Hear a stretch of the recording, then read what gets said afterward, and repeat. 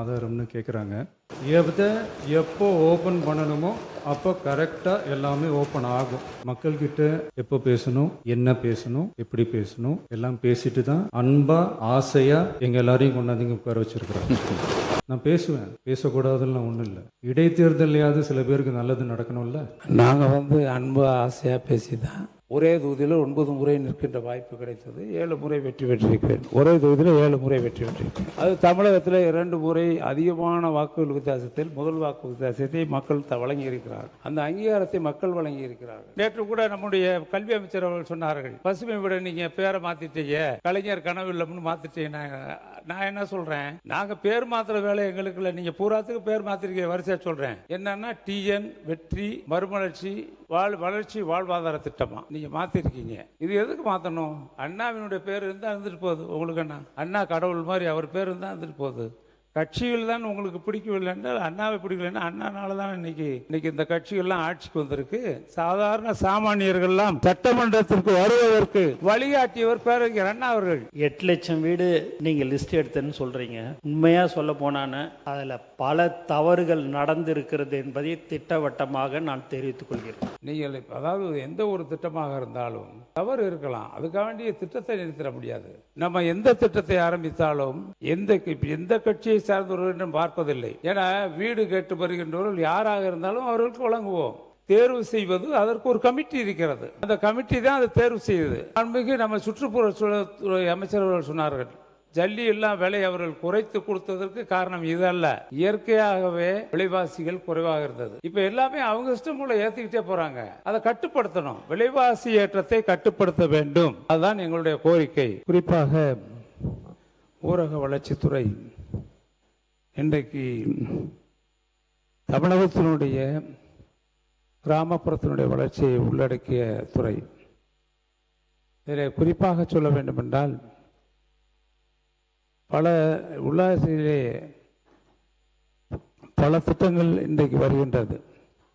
இருந்தாலும் கடந்த 5 ஆண்டு காலத்திலே மக்கள் மனதில் நீங்க இடம்பெற்ற திட்டம் கலைஞருடைய கனவு திட்டம். கலைஞருடைய கனவு இல்ல திட்டம்தான் மக்கள் மனதில் இன்றைக்கு நிலைத்திருக்கிறது. குறிப்பாக சொல்ல வேண்டும் என்றால் 23, 24, 24, 25 அவர்கள் இன்றைக்கு ஆண்டிற்கு 1 லட்சம் வீடுகள் கட்ட வேண்டும் என்று மாண்புமிகு முன்னாள் முதலமைச்சர்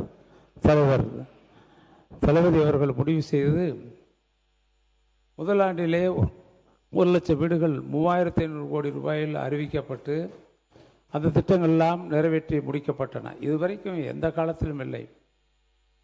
இங்கே கூட நம்முடைய கல்வித்துறை அமைச்சர் அவர்கள் நேற்று சொன்னார்கள், நீங்கள் பசுமை வீடு திட்டத்தை மாற்றிவிட்டீர்கள், அதே போல் நாங்கள் காலை உணவு திட்டத்தை மாற்றியிருக்கிறோம் என்று கூட சொன்னார்கள். ஆனால் தமிழகத்தினுடைய அரசியல் வரலாற்றில் ஏழை எளிய மக்கள், குடிசையில் வாழ்ந்த மக்களுக்காக குடிசையை அகற்ற வேண்டும். 17 லட்சம் குடிசை இருக்கு, அவையெல்லாம் அகற்ற வேண்டும் என்று 1971 எங்களுடைய முன்னாள் முதல்வர் முத்தமிழறிஞர் கலைஞர் அவர்கள் 1 லட்சம் கான்கிரீட் வீடுகளை இந்தியாவில் எந்த மாநிலத்திலும் இல்லாதவருக்கு, ஏழை எளிய மக்களுக்கு, குடிசையில் வாழக்கூடிய மக்களுக்கு 1 லட்சம் வீடுகளை அன்றைக்கு கட்டி கொடுத்து இந்தியாவிற்கு வழிகாட்டினார்கள். அதன் தொடர்ச்சியாகத்தான் முன்னாள் முதல்வர் தளபதி அவர்கள் இங்கே நாம் தரமான வீடுகளை கட்டித்தர வேண்டும், ஏழை எளிய மக்களுக்கு, குடிசையில் வாழ்கின்ற மக்களுக்கு 8 லட்சம் வீடுகளை 2030க்குள் கட்டி கொடுக்க வேண்டும் என்று சூளுரைத்து இதே அவையிலே முதல் ஆண்டிலே 1 லட்சம் வீடு வழங்கப்பட்டு கட்டி முடிக்கப்பட்டது.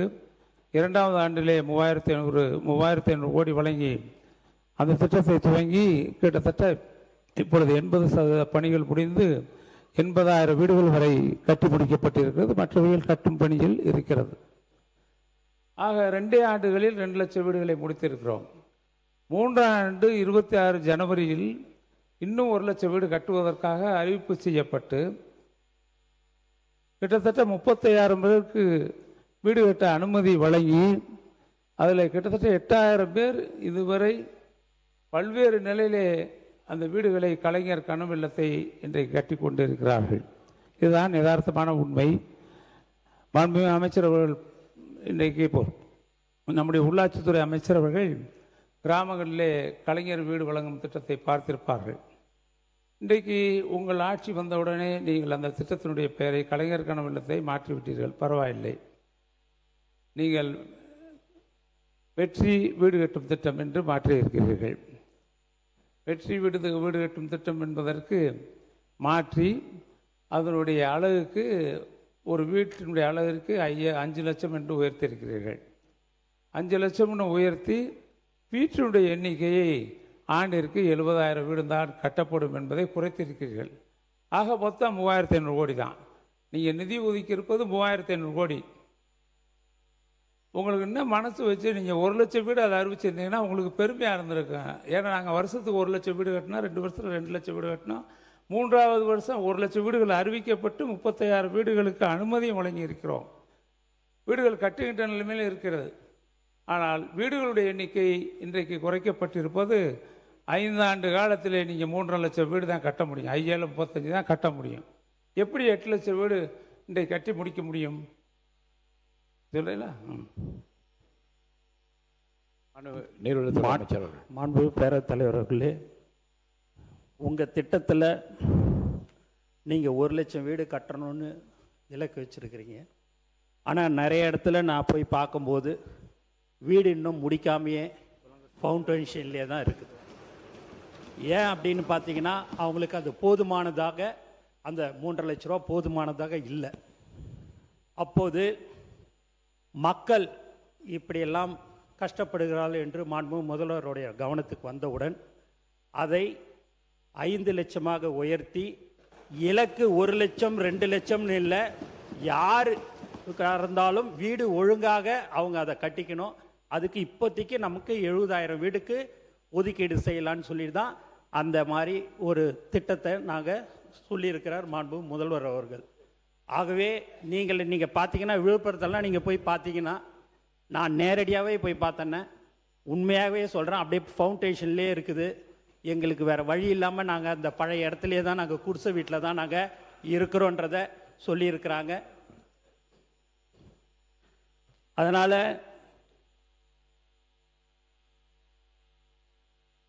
66,850 வீடுகளுக்கு மாவட்ட ஆட்சியர்களால் நிர்வாக அனுமதி வழங்கப்பட்டது. அதில் 35,126 வீடுகளுக்கு பணிக்குறியீடு ஒர்க்கார்டு உருவாக்கப்பட்டது. தற்போது 17,116 வீடுகள் பல்வேறு நிலைகளில் முன்னேற்றத்தில் உள்ளன. இந்த வீடுகளுக்கு கட்டுமானத்தில் நிலை அடிப்படையில் தொகை விடுவிக்கப்படும். ரூபாய் 375 கோடி நிதி விடுவிக்கப்பட்டுள்ளது என்பதை இந்த நேரத்தில் தெரிவிச்சுகிறேன். மாண்புமிகு உறுப்பினர்.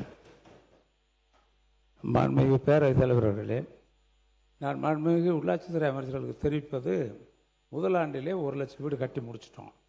2வது ஆண்டிலே கிட்டத்தட்ட 80% பணிகள் முடிவடைந்து விட்டது. நீங்கள் பார்க்கலாம்,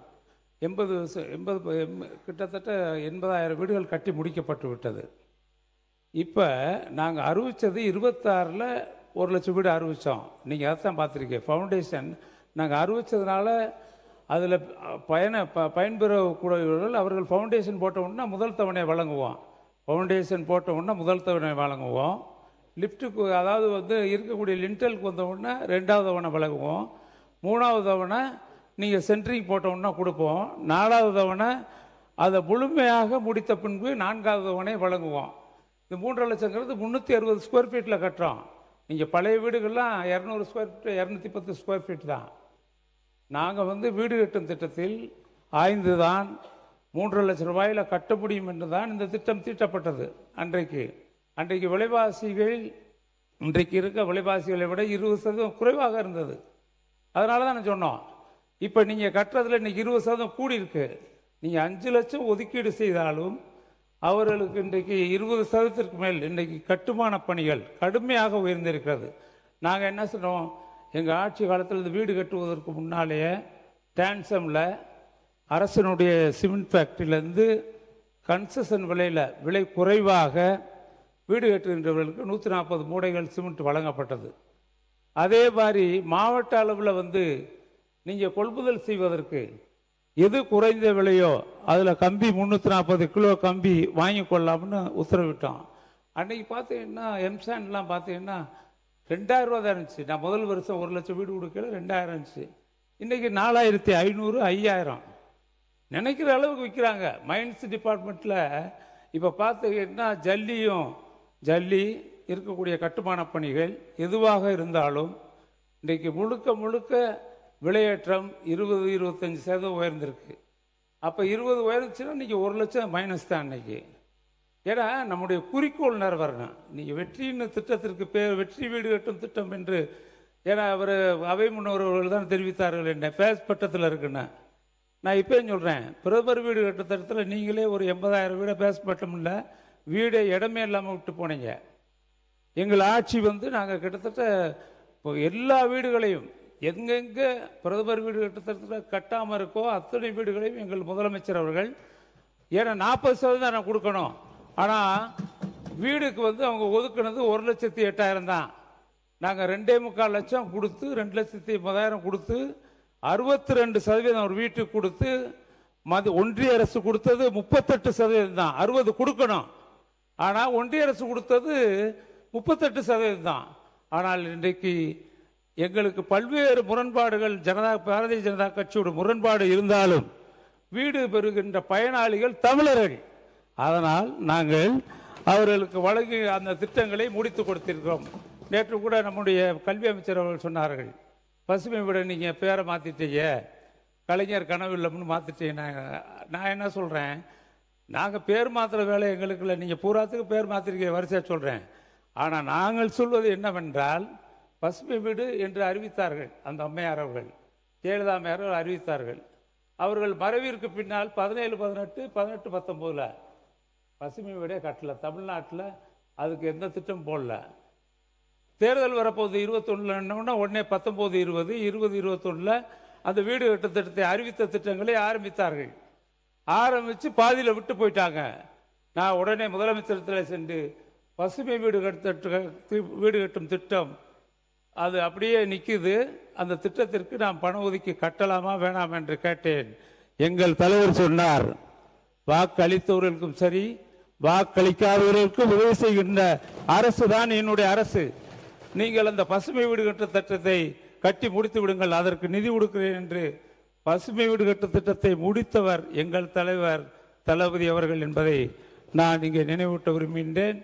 இது போக வீடு கட்டும் திட்டத்தில் இப்போ பல்வேறு நிலையில் இருக்கக்கூடிய இந்த வீடு கட்டும் திட்டம் இன்னைக்கு 8 லட்சம் வீடுகள் நாங்கள் கணக்கெடுத்தோம். இயற்கை வளங்கள் துறை அமைச்சர்.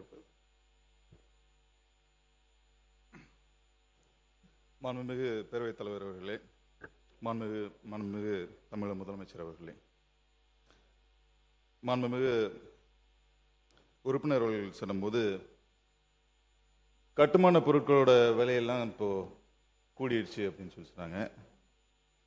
தயவு செஞ்சு ஒரு சின்ன கேள்வி மட்டும் ஐயா பதில் சொன்னால் நல்லாயிருக்கும். போன வருஷம் தமிழ்நாடு கவர்மெண்ட்டில் ரெக்கார்டான டேட்டா இது, ரஃப் ஸ்டோன், அதாவது இந்த ஜல்லி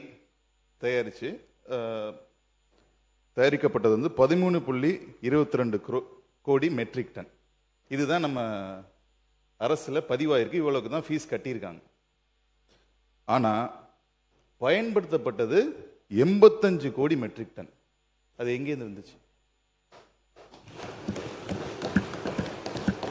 அதாவது 100 கோடி மெட்ரிக் டன் தயாராகிருக்கு, உற்பத்தி ஆயிருக்கு ஜல்லி எல்லாமே. இப்படி தான் விலையை குறைச்சி வச்சிருந்தாங்களா? அதுக்கு மட்டும் பதில் சொல்லிட்டாங்க. மாண்பு உறுப்பினர் மாண்பு நீர்வளத்துறை அமைச்சர் அவர்கள். இல்லை, மாண்புமிகு பேரவைத் தலைவர் அவர்களே, 8 லட்சம் வீடு நீங்கள் லிஸ்ட் எடுத்தேன்னு சொல்கிறீங்க. உண்மையாக சொல்ல போனான்னு அதில் பல தவறுகள் நடந்திருக்கிறது என்பதை திட்டவட்டமாக நான் தெரிவித்துக் கொள்கிறேன்.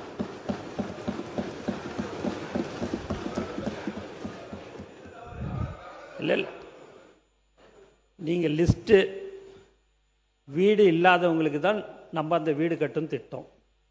வீடு வச்சிருக்கிறவங்களுக்கே நீங்கள் வீடை கொடுத்துருக்கோம். அது நீங்கள் கேட்டிங்கன்னா நான் அந்த லிஸ்ட்டு கொடுத்துட்றேன். சரி, இல்லை நான் அதுதான் சொல்கிறேன். ஏன்னா அண்ணன் வந்து பல முறை சட்டமன்ற உறுப்பினராக 3 முறை வந்து அமைச்சராக இருந்திருக்கிறாரு. அவர் பேசும்போது நாங்கள் குறுக்கிடக்கூடாதுன்னு சொல்லி தான் இருந்தோம். இருந்தாலும் நீங்கள் வந்து 8 லட்சம் பேர் லிஸ்ட்டெல்லாம் நீங்கள் சொல்கிறதுனால நான் உங்களுக்கு யார் யாருக்கு நீங்கள் வீடு இருக்கிறவங்களுக்கே நீங்கள் அந்த திட்டத்தில் நீங்கள் பணம்லாம் ஒதுக்கிட்டு இருக்கிறீங்கிற லிஸ்ட்டும் உங்களுக்கு நான் கொடுக்குறேன் என்பதை தெரிவிச்சுக்கிறேன். மாண்பு உறுப்பினர் நீ பேசுங்க. மாண்புமிகு பேரவைத் அவர்களே, மாண்புமிகு அமைச்சர் அவர்கள் வீடு இருக்கின்றவர்களுக்கும் வீடு கொடுத்திருக்கிறோம் என்று சொல்லியிருக்கிறார்கள். அதே சமயத்தில் நீங்கள் அதாவது எந்த ஒரு திட்டமாக இருந்தாலும் தவறு இருக்கலாம், அதுக்காக வேண்டிய திட்டத்தை நிறுத்திட முடியாது. இருக்கக்கூடிய அலுவலர்கள் போய் அவங்க வந்து சோதிக்க அலுவலர்கள் நேரடியாக தேர்வு அவங்க தான் தேர்வு செய்கிறாங்க. நான் ஒன்றே ஒன்று உங்களுக்கு சொல்லிடுறேன். என்னை பொறுத்தளவில் என்னுடைய துறையிலே இதே அவையில் இருக்கின்ற அனைத்து உறுப்பினர்களுக்கும் தெரியும், நம்ம எந்த திட்டத்தை ஆரம்பித்தாலும் எந்த கட்சியை சார்ந்தவர்கள் பார்ப்பதில்லை.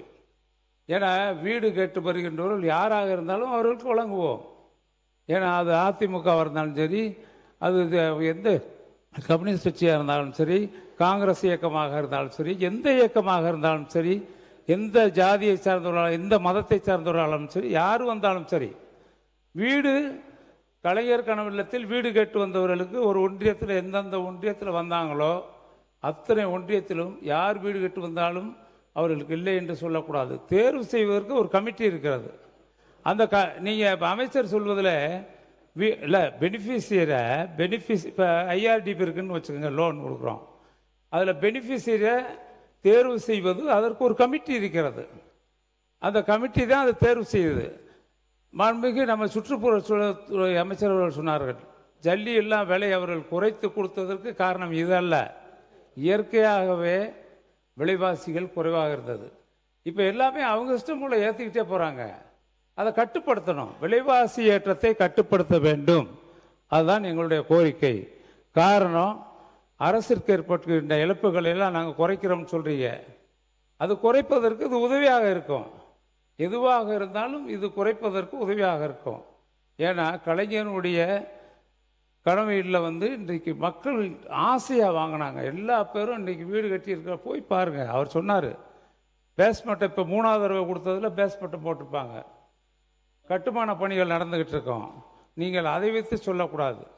நான் குறை சொல்வதற்காக நீங்கள் சொல்வதை நான் ஏற்றுக்கொள்ளவில்லை. ஒரு வீடு அலாட்மெண்ட்டு நம்ம நிர்வாக அனுமதி கொடுத்து விட்டாலே அவங்க வந்து பேஸ்மெண்ட்டை கூட போட்டிருப்பாங்க, அதிகாரிகள் போய் பார்க்கல. ஆனால் அதை முடிவு செய்வது அங்கே இருக்கக்கூடிய பிளாக் டெவலப்மெண்ட் ஆஃபீஸர்ஸ் தான், வட்டார வளர்ச்சி அவங்க அலுவலர்கள் தான் அதை முடிவு செய்வார்கள். இதே போல் இப்பொழுது நீங்கள் வந்து அண்ணா மறுமலர்ச்சி திட்டம் இருக்குது.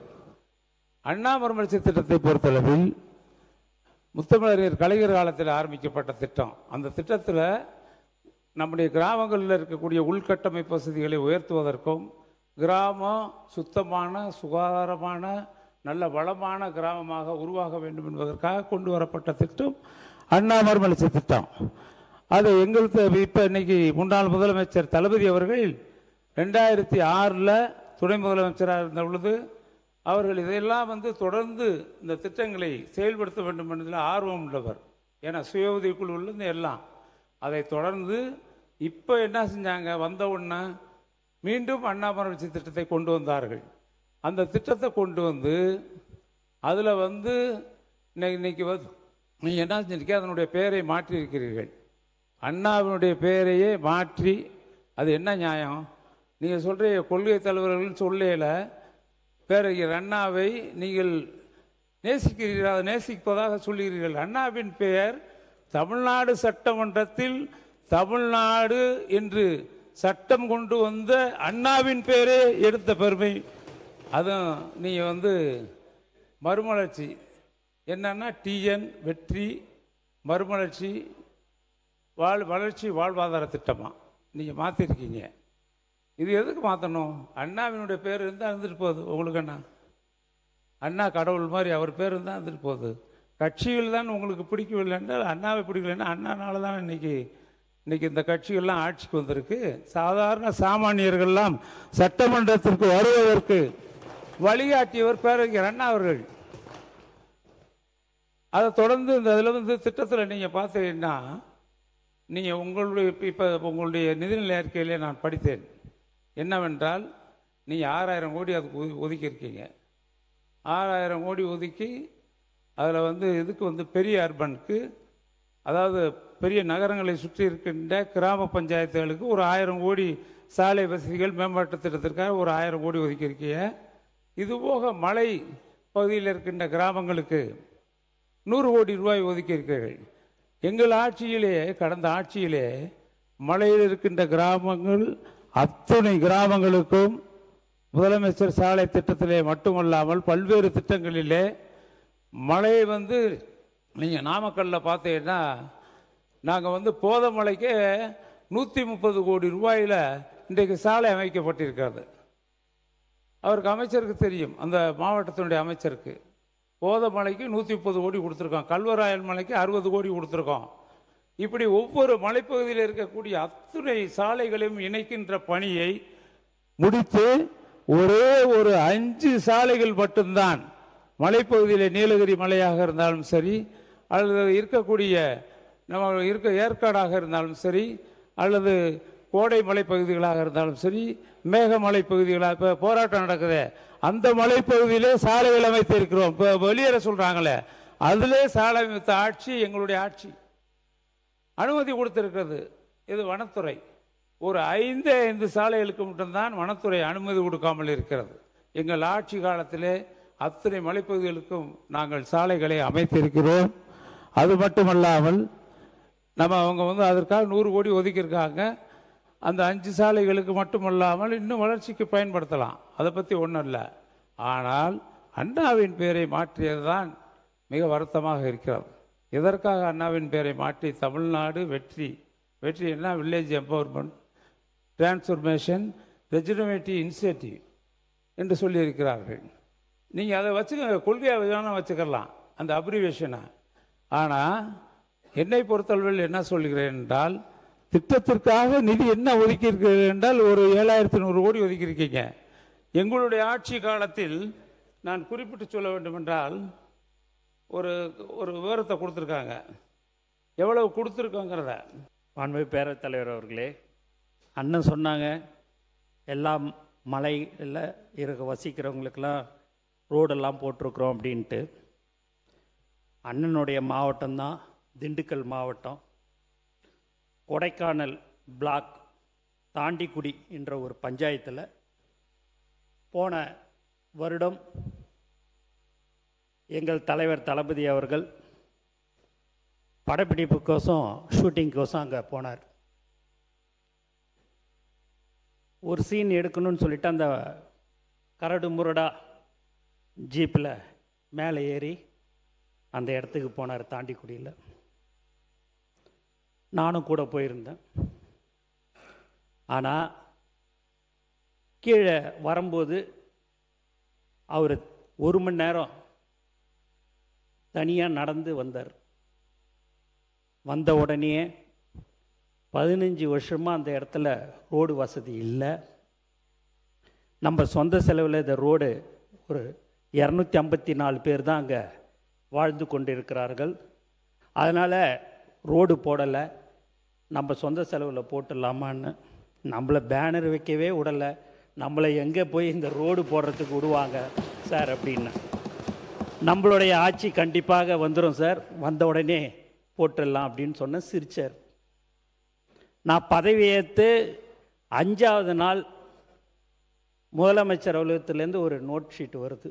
என்னான்னு பார்த்தீங்கன்னா, அந்த தாண்டிக்குடி கிராமத்துக்கு ரோடு போடணும்னு சொல்லிட்டு போன வருஷம் மே மாதத்தில்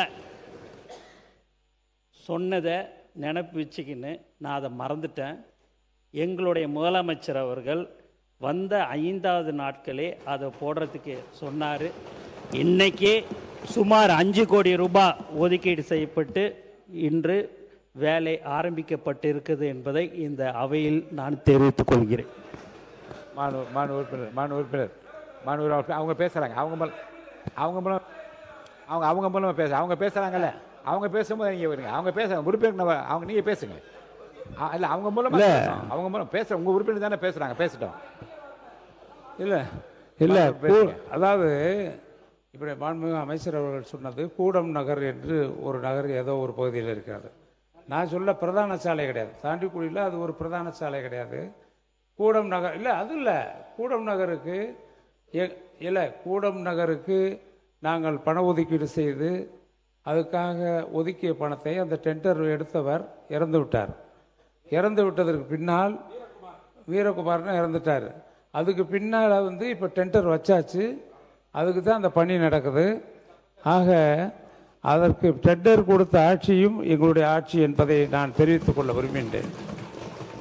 இதில் குறிப்பாக எங்களது ஆட்சியில் கிராமப்புற உட்கட்டமைப்பு வசதிகளை மேம்படுத்துவதற்காக பல்வேறு திட்டங்களில் எல்லா திட்டங்களுடைய நிதிகளையும் ஒதுக்குறோம்.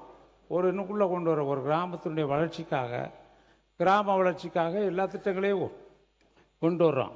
அதில் பார்த்தீங்கன்னா அனைத்து கிராம அண்ணாமரவளர்ச்சி திட்டத்துக்கு 1200 கோடி கொடுத்துருக்கோம். அதே மாதிரி நபார்டு பிஎம்ஜி சுவையில் 3700 கோடி கொடுத்துருக்கோம். அதுபோக பெரிய அர்பனுக்கு 300 கோடி கொடுத்துருக்கோம்.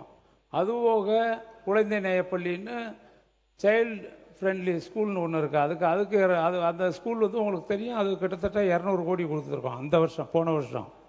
அப்போ கொடுத்ததில் 200 கோடி. அதே மாதிரி கிராமத்தில் இருக்கக்கூடிய ஏற்கனவே கிராமத்தில் இருக்க நீர்த்தேக்க தொட்டிகள்லாம் 6 மீட்டர் 7 மீட்டர் தான் இருக்குது. அதை 12 மீட்டர் ஆக்கி இதுவரை வரலாற்றில் இல்லாத இருக்க வானத்தை பார்க்கின்ற அளவிற்கு ஏறத்தாழ 7500 மேல்நிலை நீர்த்தேக்க தொட்டிகள் கிராமப்புறங்களில் கட்டப்பட்ட ஆட்சி கடந்த கால ஆட்சி என்பதை நினைவுற விரும்புகின்றேன். அதில் கடந்த ஆண்டு 300 கோடி. அந்த 300 கோடி நீங்களாக தொடர்ச்சியாக பல்வேறு திட்டங்களின் மூலமாக புதிய நீர்த்தேக்க தொட்டிகள் கட்டது 300 கோடி. உயர்மட்ட பாலங்களுக்காக 800 கோடி கொடுத்துருக்கோம்.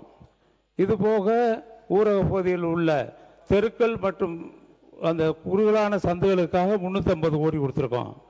ஊரக பகுதியில் உள்ள மண் சாலைகளை ஓரடுக்கு கப்பி சாலைகளாக மாற்றுவதற்கு 150 கோடி கொடுத்துருக்கோம். அதே மாதிரி கிட்டத்தட்ட அங்கே இருக்கக்கூடிய நீர் வளங்களை பாதுகாப்பதற்காக ஒரு 500 கோடி கொடுத்துருக்கோம். இது ஊராட்சி மன்ற கட்டடங்கள் கட்டுவதற்கு 157 கோடி கொடுத்துருக்கோம். அதுபோக நாமக்கு நாமே திட்டத்திற்காக 150 கோடி கொடுத்துருக்கோம். ஏறத்தாழ 8000 கோடி அளவிற்கு நாங்கள் நிதி அளித்திருக்கிறோம் கடந்த ஆண்டு. ஆனால் இந்த ஆண்டு நீங்கள் பெரிய அர்பனுக்கு ஒரு 1000 கோடி, அது மலை வளர்ச்சி பகுதிகளுக்கு சாலைகள் அமைக்க ஒரு 100 கோடி, இது போக 6000 கோடி கொடுத்துருக்கேன். மொத்தம் 7100 கோடி. இதை கணக்கிட்டு பார்த்தால் இந்த நிதிநிலை அறிக்கையில் கடந்த ஆண்டு நடந்த உள்கட்டமைப்பு வசதிகளுக்காக, கிராமப்புற உள்கட்டமைப்பு வசதிகளுக்காக வழங்கப்பட்ட பணம் ஏறத்தாழ 8000 கோடி. நீங்கள் 7807 கோடின்னு வச்சுக்கோங்க, நீங்கள் 7100 கோடி கொடுத்துருக்கீங்க. ஆக குறைவாகத்தானே இருக்கிறது. இந்த நிதிநிலை அறிக்கையில் பார்க்கின்ற பொழுது எந்த வித்தியாசமும் தெரியல. வீடு கட்டுறதுக்குனால 3500 கோடி தான். இதுக்கு உள்கட்டமைப்பு பள்ளிக்கல்வித்துறை அமைச்சர்கள். மாண்புமிகு பேரவைத் தலைவர் அவர்களே, பல்வேறு விஷயங்களை மூத்த உறுப்பினர் அண்ணன் சுட்டி காண்பித்துக் கொண்டிருந்தார். நேற்று கூட மூத்த உறுப்பினர் ஏவாவில் அண்ணன் பேசும்போது சமஸ் அவர்களினுடைய ஒரு புத்தகத்தை கூட காட்டினாங்க. நான் சமஸ் அவர்களினுடைய வார்த்தைகளை நல்லா படிக்கக்கூடிய ஒரு ரீடர். அவர் இன்னொரு ஆர்டிகிள் எழுதியிருந்தார். ஆர்டிகிளின் தலைப்பு என்ன தெரியுமா? விஜய் 100 ஊழலுக்கு எதிரான ஒரு அடி. என்ன பேசினாலும் ஆதாரம் காட்டுங்கள், ஆதாரம் காட்டல அவர் சொல்கிறார்கள். அமைச்சர் பெருமக்கள் எழுந்து பேசுகிற போதே தவறு நடந்திருக்கலாம் என்று அவரே சொல்கிறார். முதலில் தவறு நடந்திருக்கலாம் என்று ஒப்புக்கொண்டதற்கு ஒரு பணிவான நன்றியை தெரிவித்துக் கொண்டு, ஆதாரங்களை நாங்கள் காட்டும் போதே இப்படி பேசுகிறார்கள். மாண்புமிகு முதலமைச்சர் ஆதாரங்களை வைத்திருக்கிறார், அவர் ஒருவேளை எடுத்து காட்டிவிட்டார் என்று சொன்னால் அவர்கள் நிலைமை நினைத்து பார்த்தேன். கொஞ்சம் கவலையாகத்தான் இருக்கிறது.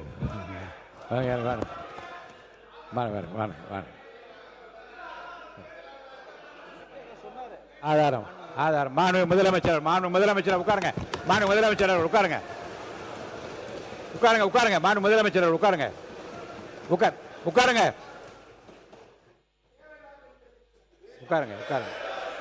இருங்க. ஆதாரம் இருக்கான்னு கேட்டீங்க. திடீரென்று முதலமைச்சர் எந்திரிச்சு பேச முற்படுறாங்க. அப்போ திருப்பி எதுக்காக நீங்கள் கத்திட்டு உட்காருங்க, தயவுசெய்து உட்காருங்க, எழுந்திருக்காதீங்க. முதலமைச்சர் அவர்கள். மாண்புமிகு பேரவைத் தலைவர் அவர்களே, நான் அதை சொல்ல வேணான்னு தான் நினச்சேன். ஆதாரம்னு கேட்குறாங்க. ஒரு 1 வீக் பேக் மாண்புமிகு நிதி அமைச்சர் பேசும்போது ஒரு 3 டிபார்ட்மெண்ட்லேருந்து ரிவ்யூ பண்ணி அந்த ஃபைல்ஸ்லாம் என் டேபிளில் இருக்குன்னு சொன்னார். அது ஏதோ போகிற போக்கில் அவர் சொல்லலை, உண்மையிலேயே என் டேபிளில் இருக்கு. அத்தனையும் ப்ரூஃபோடு இருக்கு. ஓப்பன் பண்ண வச்சிடாதீங்க. எப்போ ஓப்பன் பண்ணணுமோ அப்போ கரெக்டாக எல்லாமே ஓப்பன் ஆகும். மாண்புமிகு இந்து அறநிலையத்துறை அமைச்சர் அவர்கள். இந்து அறநிலையத்துறை அமைச்சர் அவர்கள். மாண்புமிகு பேரவைத் தலைவர் அவர்களே, நம்முடைய மதிப்பிற்குரிய அண்ணன்கள் எல்லாருமே பேசுங்க பேசுங்கன்றாங்க. ஆனால் முதலமைச்சர் பேச ஆரம்பிச்சார்னா, ஆதாரத்தை காட்ட ஆரம்பிச்சார்னா என்ன நடக்கும்ன்றது இதுல இருந்தே நம்ம புரிஞ்சிக்க முடியும். ரெடியா?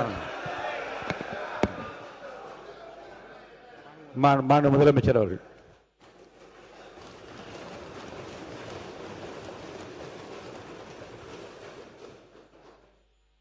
மாண்புமிகு பேரவைத் தலைவர் அவர்களே, மக்கள்கிட்ட எப்போ பேசணும், என்ன பேசணும், எப்படி பேசணும் எல்லாம் பேசிட்டு தான் அன்பாக ஆசையாக எங்கள் எல்லாரையும் கொண்டாந்து உட்கார வச்சுருக்குறோம்.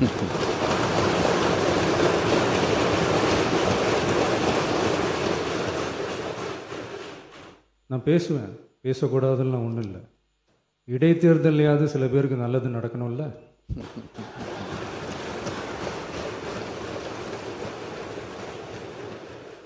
மாண்பு உறுப்பினர். நாங்கள் அன்பு ஆசையாக பேசி தான் ஒரே தொகுதியில் 9 முறை நிற்கின்ற வாய்ப்பு கிடைத்தது. 7 முறை வெற்றி பெற்றிருக்கிறேன். ஒரே தொகுதியில் 7 முறை வெற்றி பெற்றிருக்கிறேன். அது தமிழகத்தில் 2 முறை அதிகமான வாக்குகள் வித்தியாசத்தில் முதல் வாக்கு வித்தியாசத்தை மக்கள் வழங்கியிருக்கிறார்கள். அந்த அங்கீகாரத்தை மக்கள் வழங்கியிருக்கிறார்கள். நான் ஒன்றும் குற்றச்சாட்டு சொல்ல, நீங்கள் புரிஞ்சுக்கணும். என்ன காரணம்னா, இப்போ 12,600 சொச்சம் கோடி ஒதுக்கியிருக்கீங்க. அவங்க 7,200 கோடி கொடுத்துருக்காங்க, நீங்கள் ஒரு 5,057 கோடி கொடுத்துருக்கேன்னு நினைக்கிறேன். ஆக மொத்தம் 12,000 சொச்சம் கோடி வருது. 13,000 கோடி செலவழித்து சம்பளம் அன்னைக்கு 260 268 தான் கொடுத்துருப்பாங்க. 268 270 கொடுத்துருப்பாங்க. இப்போ சம்பளம் உயர்த்தப்பட்டிருக்கு. இப்படி இருக்க சூழ்நிலையில் நீங்கள் 13,000 கோடி செலவழித்து ஒரு ஆண்டில் 50 நாட்கள் தான் வேலை கொடுத்துருக்குறோம். இப்போ நீங்கள் இன்னும் நீங்கள் 125 நாள் வரணும்னா 100 நாள் கொடுக்கணும்னாலும் இன்னும் 12,200 கோடி ஒதுக்கணும். அதுக்கு உத்தேசமாக கொடுத்த ஒன்றிய அரசு 7,000 கோடி கொடுக்குதா இல்லையா தெரியல. அதே சமயத்தில் 25,000 கோடி வேணும். நீங்கள் தயவுசெய்து 12,500 கோடிங்கிறது 100 நாளைக்கு நீங்கள் செய்யணும்னு சொன்னால் 25,000 கோடி வேணும். அப்போ மீண்டும் நம்முடைய மாநிலத்தினுடைய நிதிநிலை சுமை அதிகமாக இருக்கின்ற இந்த காலகட்டத்தில் இன்னும் ஒரு 5,000 கோடி நீங்கள் ஒதுக்கீடு செய்ய வேண்டிய அவசியம் வரும். மக்களுக்காக வேண்டி செய்யலாம், ஒன்றும் தப்பு இல்லை. மற்ற வேலைகள்லாம் நிறுத்திட்டு கூட நீங்கள் செய்யலாம். நீங்கள் முடிவெடுங்க. அதுக்கு தான் சொல்கிறேன். எல்லாம் மக்களுக்கு வேலை கிடைத்தால் போதும். காரணம், எங்கேயும் தமிழ்நாட்டில் எந்த நதியும் ஓடவில்லை, எந்த நதியும் இல்லை. தமிழ்நாட்டில் எங்கே பார்த்தாலும் வறட்சியாக இருக்கிறது. மழை பொழிவு ரொம்ப குறைந்து எங்கள் மாவட்டத்தில் எல்லாம் 86% பெண்கள் இதை நம்பித்தான் இருக்காங்க. நீங்கள் 100 நாள் வேலையை ஆரம்பித்தாச்சுன்னா பூரா எல்லாரும் நிற்பாங்க, பதிவு செய்வாங்க, வேலைக்கு வரணும்பாங்க. பெண்கள் மட்டுமல்ல, மாற்றுத்திறனாளிகள் வருவார்கள், அதே மாதிரி ஆண்களும் வருவார்கள். 10 தோட்டம் இருக்கும். ஒரு தோட்டத்தில் கூட ஒரு சொட்டு தண்ணி இல்லை. 100 நாள் வேலையில் காத்திருப்பதை நான் பார்த்திருக்கிறேன் நேரடியாக. எத்தனையோ விவசாயிகள் பெரிய தோட்டங்கள் வைத்திருக்கின்றவர்கள் 100 நாள் வேலைக்கு வருவதை பார்க்கின்ற பொழுது கண்ணீர் தான் வரும். அந்த அளவிற்கு இந்த திட்டம் ஏழை எளிய மக்களுக்கு, கிராமப்புற மக்களுக்கு, வேறு எந்த வேலை வாய்ப்பும் இல்லாத இந்த வேலை ஒன்றையே நம்பி இருக்கின்ற பெண்கள் 87% இருக்காங்க. பெண்கள்லாம் பூரா தான் நம்பியிருக்காங்க. நீங்கள் 12,500 கோடி ஒதுக்கி இருக்கிறது சந்தோஷம். ஆனால் இதில் எவ்வளோ வேலை செய்ய முடியுங்கிறத நீங்கள் நிர்ணயிச்சுக்கோங்க. 100 நாள் வேலை கொடுப்பது என்றாலே 25,000 கோடி, கண்டிப்பாக 20,000 கோடிக்கு மேலே உங்களுக்கு தேவைப்படும் என்பதை நான் சொல்லி அடுத்ததாக கிராமப்புற சாலை திட்டத்திற்கு வருகிறேன்.